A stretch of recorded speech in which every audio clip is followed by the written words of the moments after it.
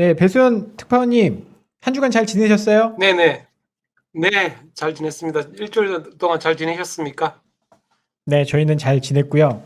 지난주에 잭슨홀 미팅이 있었습니다. 이제 끝났는데, 우리가 생각했었던 우려는 뭐 크게 없었던 것 같고, 기존에 있었던 내용들이 거의 나온 것 같고, 걱정스러웠었던 거는 테이퍼링을 연내하겠다. 이런 이야기였는데, 시장의 반응은 뭐 좀 어떤 것 같습니까? 네, 일단 뭐 시장은 안다고 있습니다. 지금 테이프 텐트럼 일단 긴축 발작은 없었고요. 잭슨홀 미팅 그러니까 심포지엄에서 제롬 파월은 시장의 예측과 달리 그 테이퍼링 일정에 대해서는 대충의 얼개를 제시를 했습니다.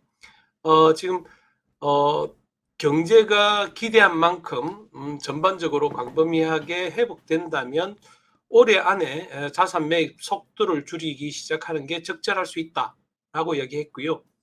여기서 이제 상당한 진전이라는 부분을 이제 제시를 했는데 물가에서는 이미 상당한 진전을 봤다. 다만 이제 고용이 이제 아직은 좀 아니다. 그리고 지금 델타 변이도 좀 더 확산한 부분도 지켜보고 있다라고 했습니다. 그래서 사실상 연내 테이퍼링은 기정사실화되는 거 아니냐 이렇게 보고 있습니다. 그리고 여기서 좀 주목해야 될 사람이 한 명 있는데 바로 리처드 클라리다 연준 부의장입니다. 내년 1월에 임기가 만료가 되고요. 그래서 비교적 자유롭게 이제 그 입장을 표명할 수 있는 사람입니다. 이 클라리다가 고용이 진전이 있어야 된다는 전제 조건을 달기는 했지만 연내 테이퍼링을 지지한다라고 밝혔습니다. 그러니까 연준 부의장이라는 자리는 연준 집행부를 대표하는 인물입니다. 그래서 결코 가볍게 볼 인물은 아니고요. 그래서 연준 집행부 내에서도 이제 연내 테이퍼링에 대한 컨센서스는 마련된 게 아니냐 그런 관측이 가능할 것 같습니다. 그 지금 예. 예, 들립니다. 예. 네, 그 네, 특파원님, 지난주 금요일 날 저는 미국장이 상당히 좀 흥미로웠던 게 파월 네, 네, 의장이 테이퍼링을 연내하겠다라고 했음에도 불구하고 주식 강했고요. 채권 금리도 네, 하락을 했고요. 달러는 또 네, 약해졌단 말이에요. 근데 이제 네. 아마도 그 파월 의장이 테이퍼링은 연내하면서도 이제 금리 인상하고는 조금은 단절을 시켜놓은 이제 그런 거에 대한 안도감이 들었던 것 같긴 한데, 근데 제가 조금 궁금한 거는 요거 제 질문제는 없던 건데, 이거 파월 의장의 말을 이게 얼마만큼 신뢰해야 될지 좀 모르겠어요. 현지에서는 테이퍼링이 빨리 시작되는 거하고 금리 인상이 시작되는 거하고는 전혀 별개다. 이제 요런 거에 대한 파월 의장의 말에 대해서 조금 이렇게 평가를 했던 그런 내용들이 혹시 있을까요? 예전에 제가 한번 월가의 분위기를 전해드릴 때 믿고 싶어 하는 것만 믿는 부분이 좀 있는 것 같다라고 말씀드렸는데요. 어, 위험 자산과 그리고 안전 자산이 동시에 강세를 보이는 아주 이례적인 현상이 나타났지 않습니까? 심지어 금 가격도 지난 주말 1,800달러 이상으로 좀 급등을 했습니다. 지금 파월 의장이 테이퍼링을 인정을 하면서도 필요성을 인정하면서도 긴축 그러니까 금리를 인상하는 긴축과는 선을 긋는 데 성공하면서 일단은 시장과 소통에 성공했다. 시장을 안심시키는 데 성공했다라고 지금 평가를 받고 있습니다. 근데 연준 그러니까 그 파월 의장이 연초에 테이퍼링에 대해서 어떤 그 스탠스를 가졌는지 되돌려 보면 어, 일부는 뭐 월가 전문가는 파월 의장이 마치 변호사처럼 이야기를 한다. 변호사는 모든 걸 다 긍정적이고 모든 사건을 이기는 것처럼 이야기를 해왔지 않습니까? 그래서 그러면서도 나중에는 말 바꾸기 하는 걸 이제 변호사처럼 이야기한다고 미국에서는 통칭적으로 이야기를 하는데요. 파월이 테이퍼링에 대해서 상당히 연내 실시에 대해서 회의적인 입장을 가지고 있다가 어느 순간 갑자기 입장을 바꿨지 않습니까? 그런 부분을 보면 긴축에 대해서도 결코 지금 생각하는 것처럼 그렇게 멀리만 볼 사안은 아닌 것 같고요. 지금 미국채 금리가 하락하는 하는데 미국채 가격이 지나치게 상승하는 데 대해서 일부 학계에서는 좀 다른 시각을 갖고 있는 것도 좀 있는 것 같습니다. 그래서 테이프 텐트럼은 없지만 지금 이게 과연 정상적인 거냐 하는 그 움직임은 우려는 지난 30일 날 시장 여기 현지로 이제 월요일 시장에서 달러화가 좀 거의 보합권에서 머물러 있었고요. 미국채 금리는 조금 더 추가 하락했습니다. 1.3%대에서 1.2%대로 다시 저점을 낮췄는데요. 여하튼 좀 정중동하면서 좀 관망하면서 좀 향후 움직임을 지켜보겠다. 그리고 고용 지표가 나올 때까지는 좀 지켜봐야 되겠다는 그런 분위기가 또 시작한 것 같습니다. 네, 뭐 사실 저도 비슷한 의견인데 파월 의장이 계속 좋다라고만 이야기했다가 7월 FOMC 회의록 보고 그래 잭슨홀 미팅에서도 연내 하겠다 이런 이야기 딱 들어보면 약간 말이 앞뒤가 안 맞는 것 같은데라는 생각을 좀 하긴 했었는데요. 뭐 어차피 지나간 건 지나간 거고 오늘이죠. 오늘 1일이죠. ISM 제조업 지수가 발표가 됩니다. 지금 오늘 중국의 제조업 PMI는 좋지 않게 나왔거든요. 약간 피크아웃 우려 이런 것들이 지금 다 모든 국가에 있는 그런 상황인데 지금 미국의 ISM 제조업 지수는 어떻게 전망을 하고 있습니까? 네, 지금 ISM 제조업 지수에 관심을 가지는 이유가 이 코너를 통해서도 한번 소개해드렸지만 골드만삭스 같은 데에서는 어떻게 분석했냐면 1980년대 이후에 ISM 제조업 지수가 정점을 통과한 뒤에 미국 채금리가 하락하는 경향이 뚜렷했다. 그래서 지금 ISM 제조업 지수를 월가에서도 좀 주목하고 있고요. 지난달에는 이미 예상치를 시장 예상치보다 밑돌았고 3월이 정점 아니냐 하는 그런 지금 전망이 계속 제기되고 있습니다. 그래서 ISM 제조업 지수가 예상치를 다시 밑돌면 미국 경기가 정점을 찍었다는 그런 판단이 좀 더 광범위하게 확산될 수도 있을 것 같습니다. 요번에 잭슨홀 미팅에서 이제 파월 의장의 얘기를 보면은 사실 웬만하면 9월 FOMC에서 실제 테이퍼링 스케줄을 밝힐 것처럼 이제 생각이 되잖아요. 근데 이제 마지막 확인하고 싶은 게 최근에 델타 변이 올라온 것들이 혹시나 다시 또 뭔가 경제 활동에 좀 악영향을 주지 않나 이제 요거 같은데 관련해서 요번 주 금요일 날 이제 미국의 또 8월 고용 지표 발표됐잖아요. 아마 제 생각에는 이게 큰 이상 없이 나오면 9월 FOMC에서 테이퍼링이 거의 좀 기정사실인 것 같은데 혹시 현지에서 지금 이 8월 고용 지표에 대해서 전망치는 어떻게 나오고 있을까요? 네, 지금 8월 고용은 뭐 전달보다는 좀 줄었을 것으로 지금 예상되고 있습니다. 말씀하신 것처럼 델타 변이 확산에 따른 영향이 일부 반영됐을 것으로 보고 있고요. 그래서 월가도 지금 비농업 부분 고용 신규 고용이 한 75만 명 늘어났는데 그쳤을 것으로 지금 예상하고 있습니다. 다만 실업률은 5.4에서 5.2%로 좀 더 떨어질 것으로 예상했고요. 그 전달에는 94만 3천 명이 늘어나면서 이제 서프라이즈로 다가왔는데요. 파월 의장이 이와 관련해서 또 진단한 부분이 하나 있습니다. 델타 변이가 단기적인 위험을 보여주고는 있지만 그 완전 고용을 향해서는 계속 진전을 보고 있다. 전망은 밝다라고 강조한 부분이 있습니다. 그래서 이 부분을 보더라도 연내 테이퍼링에 대한 그런 파월 의장의 그런 스탠스는 좀 굳어진 것 같고요. 이와 관련해서 저희들이 좀 봐야 될 관전 포인트는 80만 명을 넘는지 여부를 좀 지켜보면 될 것 같습니다. 지난 3개월간 신규 고용 그 월 평균을 내보면 한 80만 명 수준입니다. 그래서 이 수준을 유지하면 연내 테이퍼링이 가능한 것 아니냐 하는 그런 월가의 그런 시각이 좀 있습니다.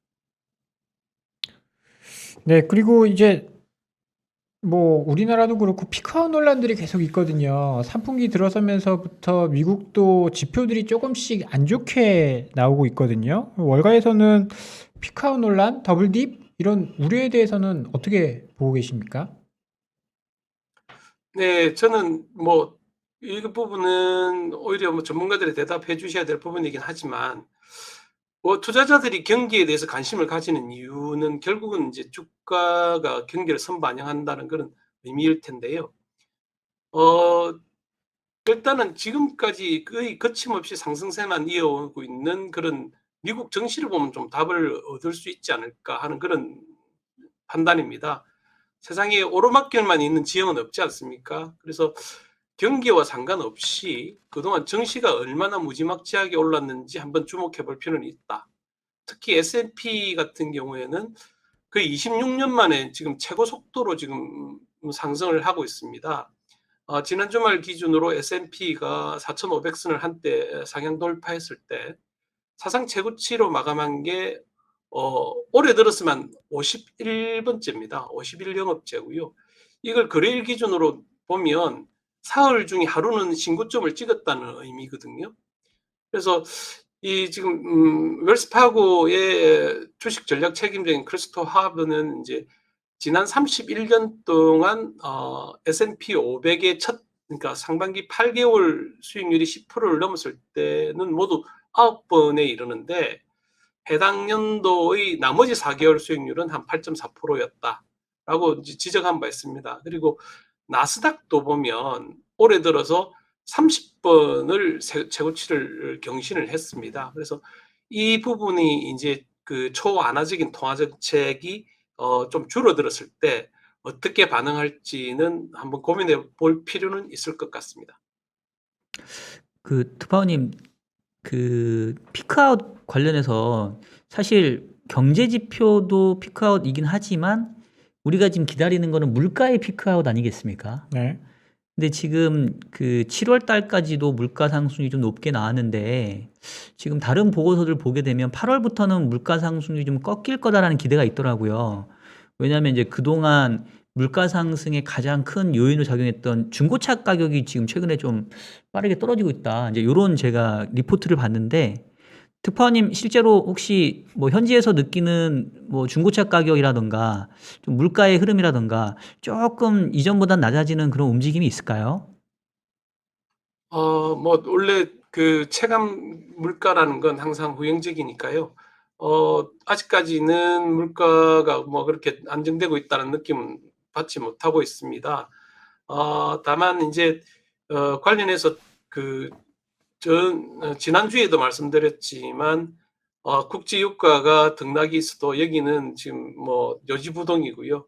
유가는 상당히 높습니다. 지금 미국의 경우에 자동차 배기량이 상당히 큰 차들이 많지 않습니까? 근데 지금 이걸 미국은 갤런당으로 환산을 하는데 이걸 리터당 그리고 환율로 환산해 보면 미국 기름값이 거의 1,000원에 육박하는 수준입니다. 리터당. 이게 미국에서는 상당히 고유가로 느껴질 거거든요. 그래서 이 부분은 가계에 분명히 부담이 되고 있는 것 같고요. 중고차 가격은 이제 공급망 문제가 좀 해소가 되면서 어느 정도 해결이 되는 것 같습니다. 다만 기저적으로 임금이 상당히 많이 올랐습니다. 임금이 지금 시간당 임금이 $15 이하에서는 거의 일손을 찾을 수가 없을 정도이고요. 이게 기저적으로 좀 유지가 되고 있어서 향후 상당한 인플레이션 압박을 가할 것이다. 그리고 가게들이 이제 상당히 그동안 억눌렸던 소비를 하고 있는 게 많이 느껴집니다. 미국에서 뉴욕을 관광에 오시면 한국인들이 항상 들르시는 그 아울렛이 있는데요. 그 아울렛을 가보면 상당히 많은 줄을 서서 쇼핑을 하는 걸 볼 수 있거든요. 그래서 억눌렸던 수요가 상당히 많이 회복되고 있는 것 아니냐 하는 그런 부분은 체감적으로는 느끼고 있습니다. 근데 그게 지표로 어떻게 반영될지는 좀 더 지켜봐야 될 것 같습니다. 그 아울렛이 우두머리 아닌가요? 특파원님? 네, 맞습니다. 네. 네, 저도 맞습니다. 한번 가봤는데요. 그러게 저도 가서 막 네. 쓸어 담았던 기억이 나네요. 그러면 경기는 좋다라고 좀 봐야겠네요. 네. 특파원님 저 하나만 네, 돌발 지금 질문 경기는 상당히 드리겠습니다. 괜찮은 것 같습니다. 예, 네. 예. 제가 맨날 질문지 없는 질문 해가지고 우리 특파원님 당황하시는데 하나만 더 싫어하세요. 여쭤볼게요. 네. 아까 잠깐 삼성전자에서 요번에 폴드 뭐 국내에서는 네. 상당히 인기가 뜨겁다고 하고 누구는 뭐 애플에 아주 그 좋아하던 사람도 이렇게 갤럭시로 갈아탈 생각도까지 한다고 하는데 혹시 미국 현지에서 요번에 삼성전자 폴드 나온 거에 대한 좀 반응 혹시 느껴지는 게 있으실까요? 요거는 그냥 정말 뭐 돌발. 반응은 모르겠고 저는 최근에 그 핸드폰을 갈았는데요. 상당히 후회하고 있습니다. 지금 뭐 보니까 새로운 장을 좀 열었다는 느낌이 좀 들고 있습니다. 그래서 음, 아, 앞서 제가 그 코너를 봤을 때 우리가 이제 선진국 반열에 올라갈 수 있는 것 아니냐 하는 그런 진단을 해주셨는데요. 저는 개인적으로 전적으로 공감합니다. 세상에 그 한국이 한때는 G2였던 일본과 똑같은 포트폴리오를 가지고 이렇게 잘하고 있다는 부분은 한번 평가받아야 될 것 같습니다. 내수 시장이 5천만 밖에 안 되는 한국이 조선, 전자, 자동차 모든 부분에서 사실상 일본을 따라잡고 일본을 능가하고 있다는 부분은 분명히 평가받아야 될 것 같고요. 이건 좀 다른 이야기이긴 한데 지금 미국은 한참 지금 그 우리로 따지면 연말 정산 때문에 골머리를 앓고 있습니다. 근데 이 IRS 당국에 세금을 신고해야 되는 그 과정이 지난한데요. 우리나라는 뭐 거의 인터넷상에서 뭐 원스톱으로 처리되지 않습니까? 그것도 이제 앞으로는 회사에서 이제 일괄적으로 처리해 준다고 하는데 이런 그 강점이 한국의 그런 경쟁력으로 분명히 인정받을 때가 있을 것이다. 특히 의료라든지 이런 사회 그 복지망이라든지 이런 부분은 분명히 평가받을 날이 있고 언젠가는 우리가 선진국 시장에 그 진입할 수 있을 것이라고 보고 있고요.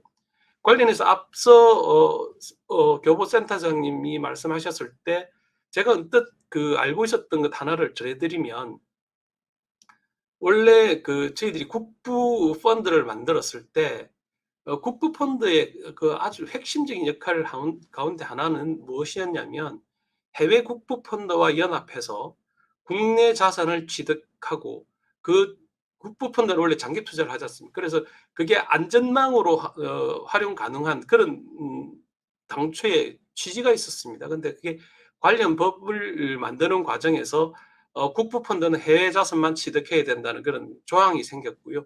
지금은 어떻게 변화됐는지 모르겠지만 그래서 상당히 큰 규모의 국부 펀드가 국내 금융시장 안정에는 큰 역할을 하지 못한다 하는 그런 부분이 좀 아쉬운 점이 있습니다. 그래서 이런 부분에 대한 당국자들의 고민이 있다면 외국인들이 국내 정시를 현금 지급기로 취급하는 걸 막을 수가 있을 수도 있지 않느냐, 어느 정도 예방할 수 있는 것 아니냐 하는 그런 생각이 언뜻 들었습니다. 이제 미국 현지에서의 한국 기업들의 반응을 이렇게 들으니까 저는 약간 가슴이 웅장해지는 기분이 좋은. 그래요? 네. 아까 모더나 만든다면서요? 그러면 마지막으로 이번 주에 뭐 추가적으로 주목을 해야 될 이벤트가 있으시면 마지막으로 간략히 좀 말씀 부탁드리겠습니다. 그것보다는 제가 이제 그 미국채 수익률이 계속 이제 뭐 거의 수수께끼 같은 그런 행보를 보여주고 있지 않습니까? 네. 그래서 이 부분에 대해서 최근에 좀 주목해서 학교도 좀 주목하는 것 같습니다. 최근 그 스탠퍼드 대학의 하너 루스티그 교수가 도대체 미국 채수익률이 왜 이렇게 내려가냐라고 고민을 하면서 그 전문가 몇 명들하고 둘러앉아서 좀 연구를 좀 해봤는데요. 일단 첫 번째 결론은 뭐였냐면 투자자들이 미국의 정세, 그러니까 세금을 늘리는 부분을 일부 생각하고 있는 건 아니냐. 그래서 미국채 수익률 하락으로 이어지고 있다라고 일부 사람들이 보고 있다고 합니다. 근데 이건 루스트 교수가 보기에는 그렇게 합리적인 판단은 아닌 것 같다. 그 다음으로는 이게 합리적 버블이다. 이게 레셔널 버블 수준이다. 이 버블 경제의 관점에서 보면 경제 성장을 수반하는 버블은 이제 합리적 버블이라고 하고요. 통상적으로 경제 수반을 수반하지 못하는 버블은 이제 투기적 버블인데 이게 이제 닷컴 버블이나 글로벌 금융 위기 때 이거는 투기적 버블이 전형적인 예이고요. 지금은 미국채 수익률이 이제 합리적 버블을 좀 우려해야 될 수준 아니냐. 이게 왜 이렇게 됐냐라고 보면 규제 당국이 상당히 공모한 측면이 강하다. 그러니까 미국 연준이 미국채를 그 리스크 프리한 그런 자산으로 취급하도록 상당히 독려했다. 여기서 좀 주목해야 될 점이 있습니다. 무엇이냐면 지난 1월 달과 7월 달에 연준이 그 미 재무부가 발행한 미국채 거의 전량을 세컨더리 마켓에서 사들였습니다. 그래서 매수자가 보장돼 있었기 때문에 합리적인 가격 발견 기능이 작동할 리가 없었다. 그래서 지금 이제부터 이제 연준의 뒷배가 사라지면 미국의 그 세컨더리 마켓에서 미국채가 과연 지금과 같은 호시절을 이어갈 수 있겠느냐라고 반문하고 있거든요. 우리 투자자들도 이 부분은 좀 주목할 필요가 있을 것 같습니다. 네, 그러면 오늘은 이 정도로 마무리를 하도록 하겠습니다. 배수연 특파원님 오늘 도움 말씀 감사드립니다. 감사합니다. 네, 늘 감사합니다.